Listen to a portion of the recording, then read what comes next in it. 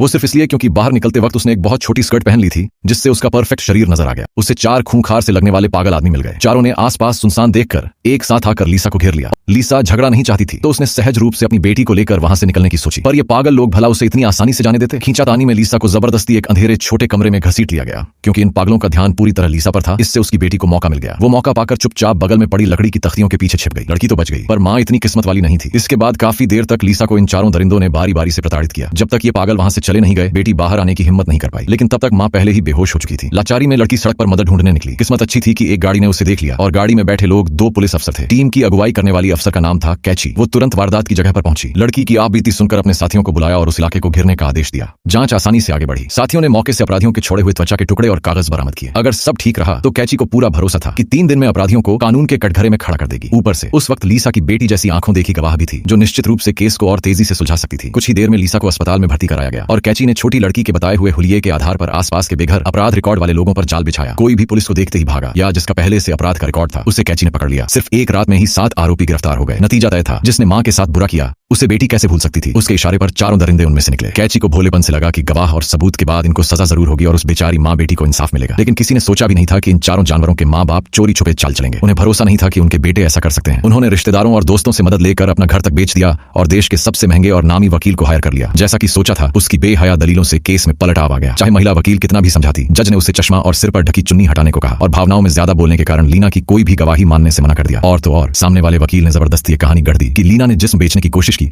बीच में रेट बढ़ाने पर बात बिगड़ गई तो उसने शराब के नशे में हंगामा किया और चारों ने सिर्फ आत्मरक्षा में उस पर हाथ उठाया। उसकी इस जुबानी बाजीगरी ने सच को झूठ और झूठ को सच बना दिया। उसने यहाँ तक कह दिया कि लड़की की चोटें उसने खुद ही पहुंचाई हैं। उसकी गवाही से कोई सबूत नहीं मिलता कि वास्तव में कोई अत्याचार हुआ था। वो तो बस डर से सहमी हुई एक बच्ची है। आखिर में वकील की मीठी खतरनाक जबान के बल पर चारों को अदालत से रिहा कर दिया गया। ऐसे नतीजे ने लीना को वहीं ढाकर रख दिया और वकील को जरा भी शर्म नहीं आई। वो सबको लेकर चला गया। लेकिन कैची कोर्ट में ही रुकी रही। उसने अपनी आंखों से लीना की हालत देखी थी और ऐसा नतीजा उसे बर्दाश्त नहीं था। उसके मन में एक खतरनाक विचार जन्म लेने लगा। अगले दिन आघात से उबर न पाई लीना चट्टान के किनारे पहुंची। आत्महत्या करने का मन बना चुकी थी। उसे घर छोड़ने के बाद कैची ने अपनी फोन नंबर वाली पर्ची लड़की को दी। लेकिन जैसे ही कैची वहां से गई, बेटी ने देखा कि उनका पालतू बिल्ली दरवाजे पर लटकाई गई है और दूर वहीं रिहा हुए गुंडे खड़े होकर बेहयाई से देख रहे हैं। लड़की डर के मारे तुरंत कैची को फोन करती है। कैची ने उन जाते हुए आदमियों को देखा। उससे पता था कि चाहे कितनी भी बार केस हो, लीना कभी नहीं जीत पाएगी। और इससे भी खतरनाक ये था कि अब उन्हें लीना के घर का पता भी लग गया था। अब अगर उसे लीना और उसकी बेटी की जान बचानी है और अपराधियों को सजा भी देनी है तो सिर्फ एक रास्ता बचा था, यानी हिंसा का जवाब हिंसा से। भीड़ के सामने कैची ने शांति से अपना बैज दिखाया। थाने लौटकर उसने इसे आत्मरक्षा बताकर अपने अफसर के सवालों को टाल दिया। ये तो सिर्फ 4 गुंडों में से एक था, बाकी 3 अभी भी खुले घूम रहे थे और कैची उन्हें भी नहीं छोड़ेगी। कुछ दिनों बाद 2 भाइयों को वकील के सहायक का फोन आया कि वे मिलकर बरी होने के मामले पर बात करें। दोनों भाई बिना शक किए गाड़ी में बैठकर निकल पड़े। जब वे पहुंचे,